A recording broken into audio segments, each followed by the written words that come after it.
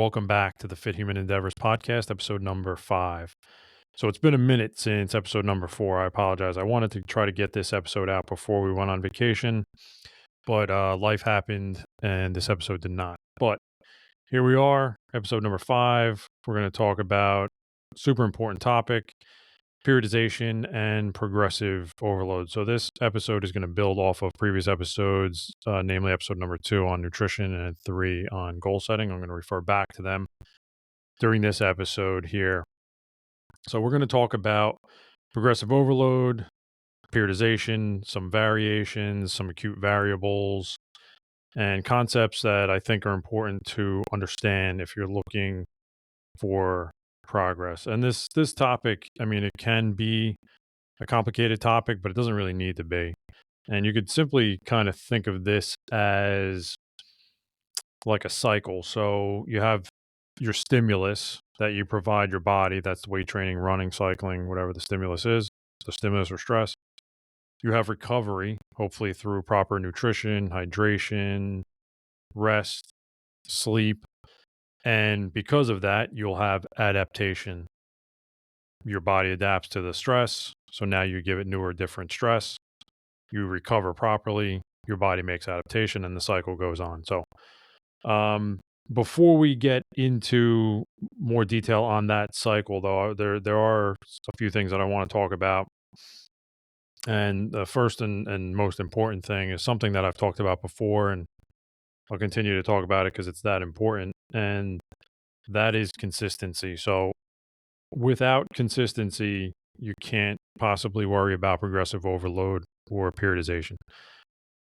Because it's progressive overload. So it's over a period of time, you're consistent, showing up, doing the work. You're not only consistent in getting the work done, but you're also consistent in your nutrition strategy and your recovery strategy. So referring back to episode number 3, when we talked about goal setting, hopefully by this point you have defined your focus, you have identified your goal, you've written down your goal, hopefully you visualize your goal, things like that, because having those goals in place and having this structure in place is going to help you remain consistent.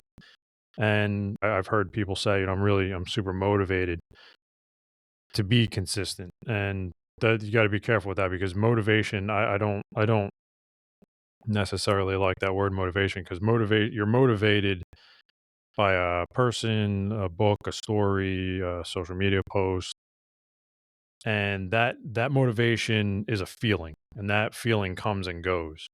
So consistency is not built on motivation. Consistency is built on goals and determination. So just be careful when you think about motivation and being and feeling motivated. It's a feeling. So beyond that, other things we talked about to help you stay on target and be consistent is in episode number 2, we talked about nutrition. So hopefully by this time you have some type of nutrition strategy in place, or at least you've started to begin making healthier meals, meal prepping, buying healthier ingredients so that you can throw a meal together quickly in a pinch if you need to, instead of, reaching for that bowl of cereal or the box of mac and cheese. Those things, again, will help you remain consistent, because having these things laid out in front of you, having this plan laid out in front of you, is going to help you stay on target, because it's going to help reduce that decision fatigue and that resistance that you find when you don't have a plan in place. And these things are really, really helpful. That's why I wanted to bring them back up again, refresh your memory on those, and hopefully you have those things in place. So with that out of the way, let's jump into periodization. So why is periodization important? So let me back up. Periodization is not a new topic. This isn't something somebody came up with last week on social media or even in the last 10 years. This has been in place since about the 1960s. There was a Russian physiologist, I don't remember his name, and he was studying Olympic athletes. So this has been around for 65 plus years. I personally have been using it in some form or fashion for the last 30 plus years, and I'll continue to use it because it does work. You do see results. You have to be consistent, but you do see results using periodization and progressive overload, and we'll get into into more of that. But periodization in itself, you could think of it as, or at least I do, and this is how I plan out my programming. I look at it in three big phases or cycles. So the first one is the macro cycle. That's going to be your annual phase. That's a 30,000 foot view. That's 6 months to a year. That's the big picture, right? Within that macro cycle, you have a mesocycle. That's going to be more of your monthly phase. That's going to be, anywhere from 6 weeks to a couple months. So that's within the macro cycle. So that's a little smaller, a little more detailed, a little more defined. And then within that, you have the micro cycle. That's going to be your weekly phase. That's a 1 to 2 week picture. And this is how I plan out all of my programming, my running program, my triathlon program, my cycling program, my lifting program. Everything is done exactly this way. Makes it very manageable, makes it very easy to follow. And just to give you a further breakdown of like what my programming looks like is with these microcycles, you could think of these as like stair steps, right? So a microcycle is one step, another microcycle is another step, another microcycle is another step. The fourth or fifth microcycle, you're either going to have a deload week. So 3 weeks where you're increasing, 1 week where you're deloading. The next 3 weeks are increasing again and deloading, increasing again and deloading. But you're slightly going up and up and up like a staircase. So these little microcycles build the mesocycle. The mesocycles build the macrocycle. It's really that simple. And it's that way that it helps me stay on track because again, these are manageable stages, little weekly stages, little monthly stages, and then my year. The year, planning a year out and trying to just do a year, just having that long-term goal and say, I want to run a marathon. That's great. But if you don't have these little steps leading up to the marathon, you're never going to achieve that goal, at least in a safe and efficient way. So something to think about there. That's the way I plan out my programming. Super easy and helps me stay on target. Okay, so the next thing is why periodization. Why is this so important? And it's hugely important because change only happens when your body's homeostasis is challenged because your body is very efficient at rest. Your body wants to remain at rest because it's very efficient there. It could stay at rest for a very long time comfortably.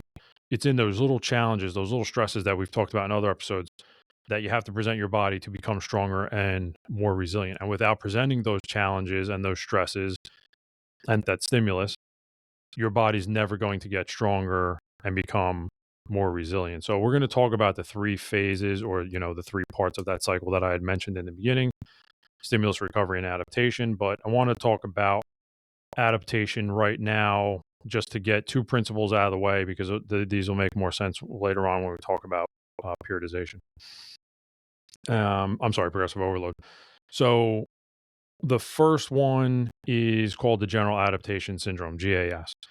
So it has 3 stages, and basically this explains how the body responds to stress.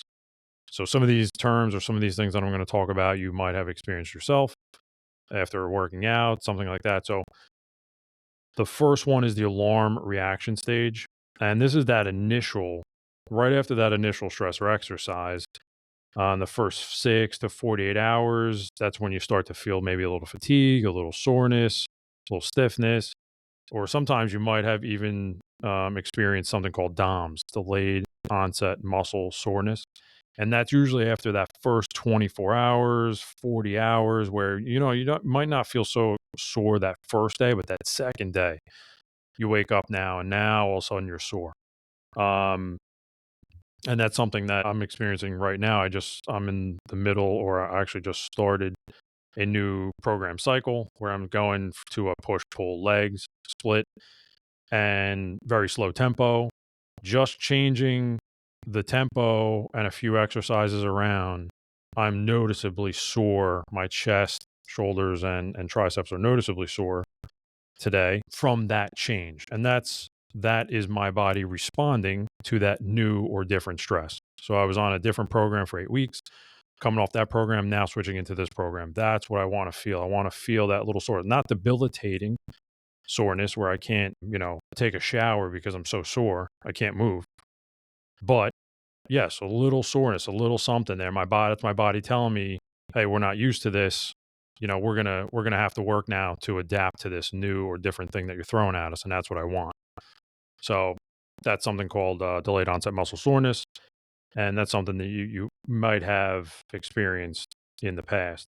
So anyway, in the alarm reaction stage, in this first stage, this is a really important stage because this is the stage in which the body increases the oxygen and the blood supply to those muscle fibers that you have now caused micro tears in. Your body's going to increase that oxygen and blood supply.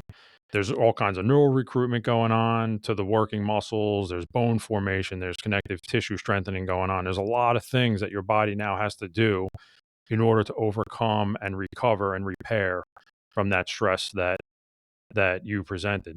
And the benefit is that over time, when you expose your body to these stresses, it will adapt to overcome them. So this is important when we talk about switching things up and switching variables up. When we talk about progressive overload, because you can't keep doing the same workout forever. You can't go to the gym and do 3 sets of flat bench for X amount of weight for 12 reps and then go over and do some tricep push downs and then do some abs and do some shoulder presses and call it a day. You can't do that. Your body will get used to that. Just like if you're trying to run or you're trying to run a half marathon, you can't go out and run 3 miles every day at the same pace. You're going to have to increase your mileage. You're going to have to increase your pace. You're going to have to have a couple deload weeks where you decrease everything. You give your body a chance to kind of catch up, and then you're going to hit it again. So really important. We're going to talk about the acute variables later on, but this principle is really important to understand because again, over time, your body will adapt to these stresses that you're giving it. So it's important to switch it up and present some different stimulus and different stressors to it. But the key here is using a progressive overload, and that's a systematic and gradual approach to increasing the intensity or the volume of training. That's over a period of time. That's where you have to be consistent because you can't possibly progressively overload in a systematic and gradual way if you're not consistent. If you're not consistent, then you obviously can't slowly increase reps or increase weights or sets. You just can't do it because your body won't be able to adapt. And at the same time, that being said, you don't want to do the same thing forever.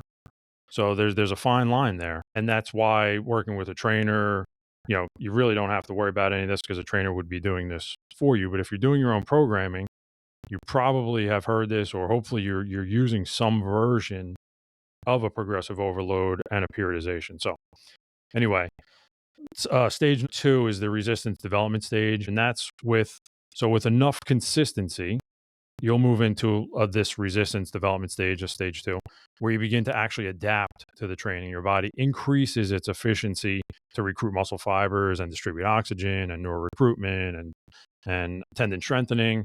So that's where it's important to not do the same thing forever because your body's very smart, just like your body's very smart at staying or very efficient at staying at rest. Your body's very smart and efficient now at learning the stimulus that you're throwing at it. Okay, it knows what to do, it knows how to recover, and eventually it's going to recover to the point where if you don't switch it up, you're not going to see results.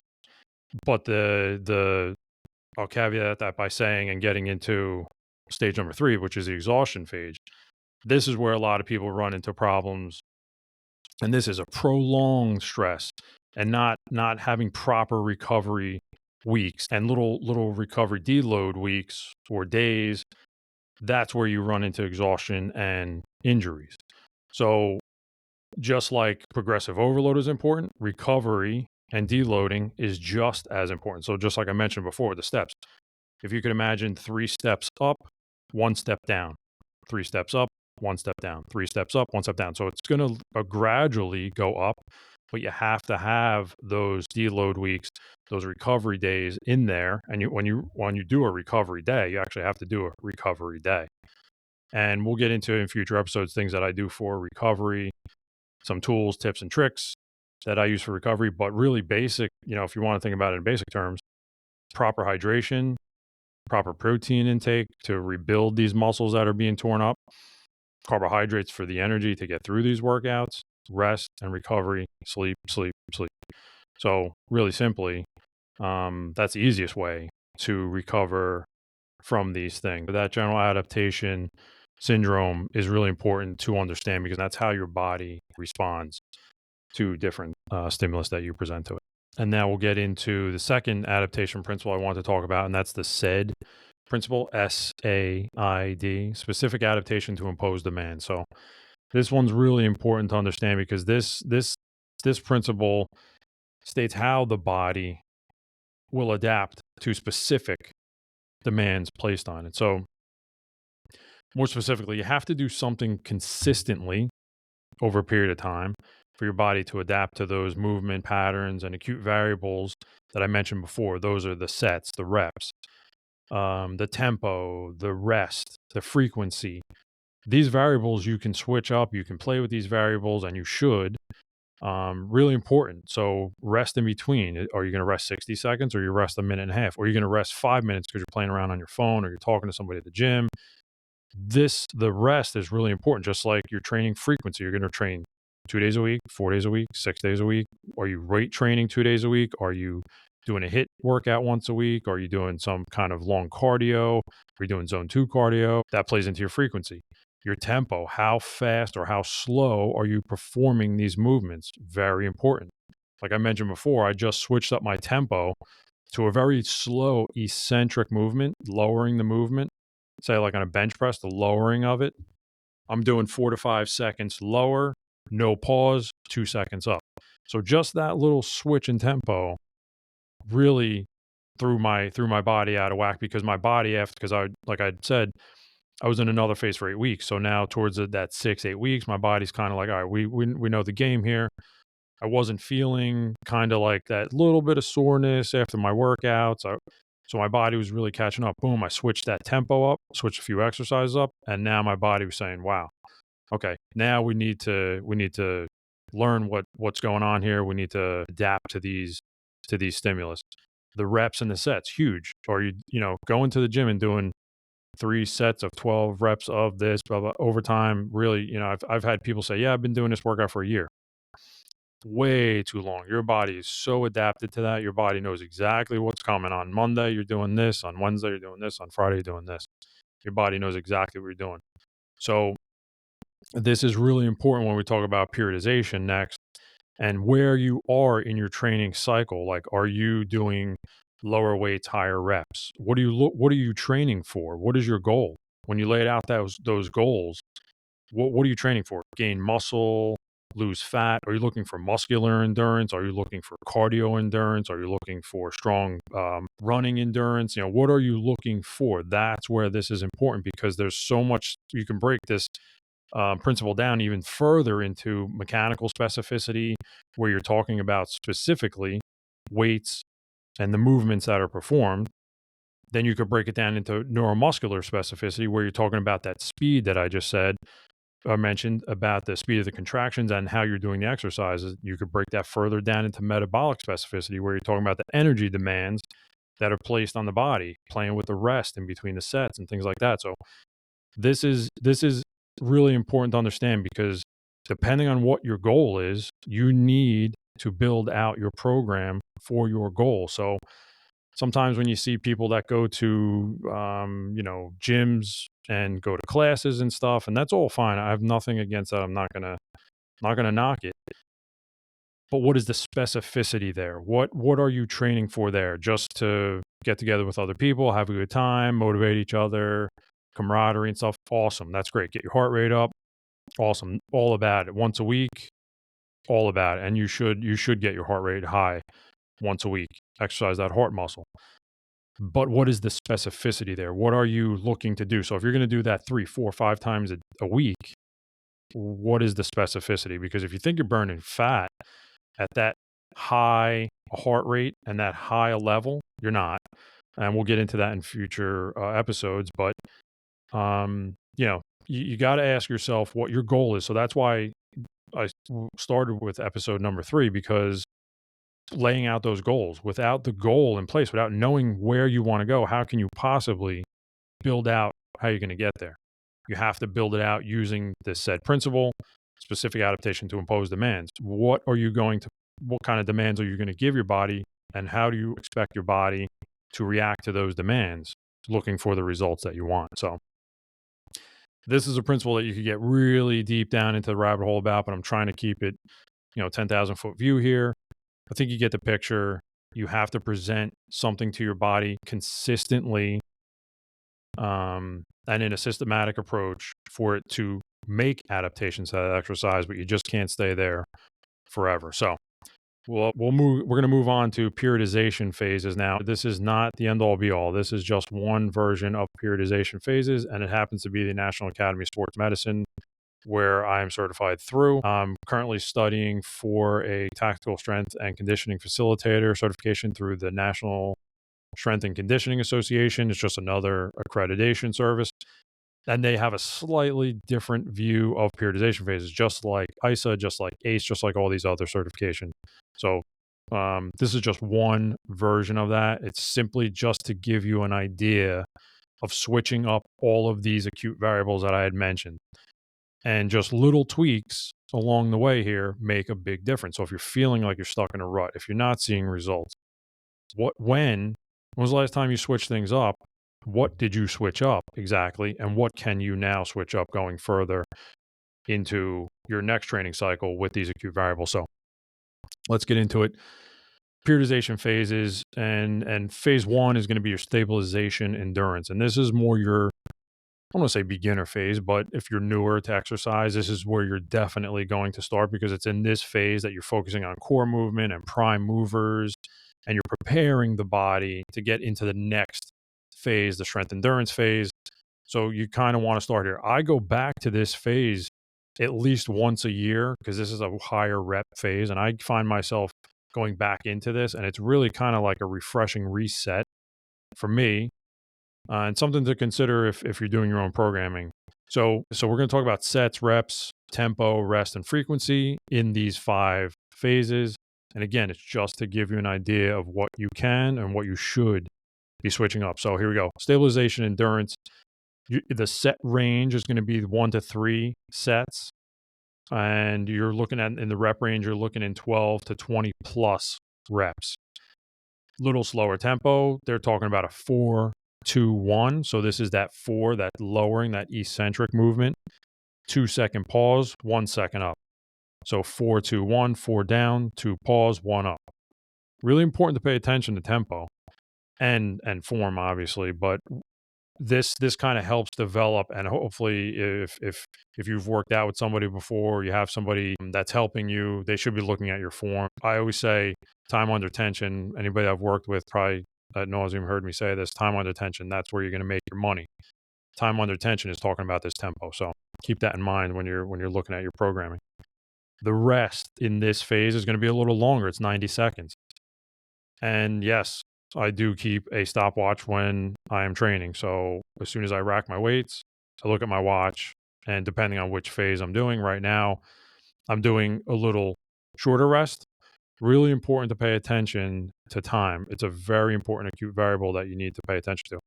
And then your frequency, you're looking at 2 to 4 times per week. And again, these numbers aren't set in stone. It's just some guidelines. So you're looking to build the core and prime movers. So phase 2, strength endurance. Don't confuse this with like a maximal strength phase. That is later on, but this is not that. And this is where you're learning to and teaching your body to increase your work capacity. So your sets are going to go from 1 to 3 in the first phase. Here you're going to go 2 to 4. Your reps are going to go from 12 to 20 plus in the first phase. In this one, you're going 8 to 12. The tempo is going to change. So now they're talking about a 2-second eccentric lowering, no pause, 2-second concentric on the up. So 2, no pause, 2. Really important, again, to pay attention to that tempo. The rest here, you're going to shorten the rest now to 60 seconds. So you went from 1.5 minutes to 60 seconds. Doesn't sound like a lot, but it does. It does mean something when you switch these things up. So 2 to 4 sets, 8 to 12 reps, tempos 2, 0, 2, 2 lowering, no pause, 2 up, 60-second rest, and the frequency 2 to 4 times per week, similar to the first one. Then you move into your muscular development phase. So this is more of your traditional, this is where a lot of people hang out, or this is where a lot of people have started and never left. So this is that 3 to 5 set range, 6 to 12 reps. This is a very popular rep range, 10 to 12 reps. Everybody likes this rep range for some reason. And a lot of people, like I said, have landed here and never moved out of it. The tempo is going to be the same: 2, 0, 2, 2 lowering, no pause, 2 up. Rest is going to be the same, 60 seconds. Frequency, though, is going to increase slightly, 3 to 6 times per week. So this is I really do like this phase, but I try not to get stuck and hang out here too long. 3 to 5 sets, 6 to 12 reps, tempo is the same, rest is the same, frequency is going to increase. So you see where all we're switching here. So the rest is the same, the tempo is the same, but we are switching slightly the sets from 2 to 4 to 3 to 5. Reps 8 to 12 in strength endurance. Here you're going 6 to 12. So you're starting to go a little bit lower, so a little heavier, maybe a couple sets more makes a big difference. So now we move into something called maximum strength. So this is where I don't want to say it's pure powerlifting, but this is where you can think of if you heard powerlifting. So because the sets are going to be 4 to 6 sets, so now your sets are going even a little longer, but now your reps are dropping way down. Your reps are 1 to 5. So now maybe you're doing that 1 rep max. You're doing 3 reps. You're doing 5 by 5, 5 sets by 5 reps by 5 exercises, things like that. And it's explosive movement. So you're not worried about coming down slow. You're just worried about lowering the weight, popping it back up, lowering the weight, popping it back up. But the rest here is going to be long because you need a lot of rest. If you're 1 rep maxing or doing 3 reps, 5 reps, you need to give your body a lot of time to recover. And we're talking 3 to 5 minutes here.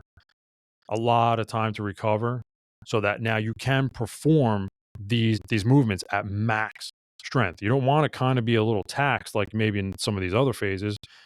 It's okay. You want to feel a little fatigued. You want to build a little fatigue. Here you don't. Here you want to be fully recovered and move these reps, this 1 to 5 reps, which is very low and very heavy.